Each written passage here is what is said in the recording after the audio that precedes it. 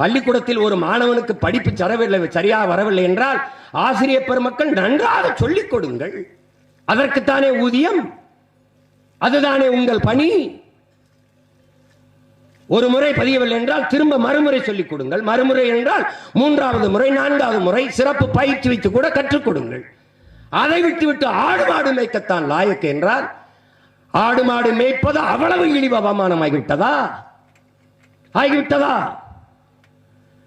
ஆடும் மாடும் மேய்ப்பது அவமானம் அல்ல, வெகுமானம், வருமானம் என்பதை உணராத வரை உன் நாடு பொருளாதாரத்தில் வளராது. ஒரு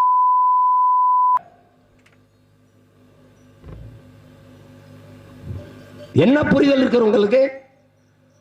அவ்வளவு அவமானம். ஆனால் வாரம் ஞாயிற்றுக்கிழமை ஆனால் கறிக்கடையில் போய் நின்று 1/2 கிலோ கறி கொடுங்கள், எலும்பில்லாத நல்ல கறியாக கொடுங்கள், நெஞ்செலும்பு கறியாக கொடுங்கள். அதை எந்த நாட்டு கேட்கிறது? எங்கிருந்து வரும்?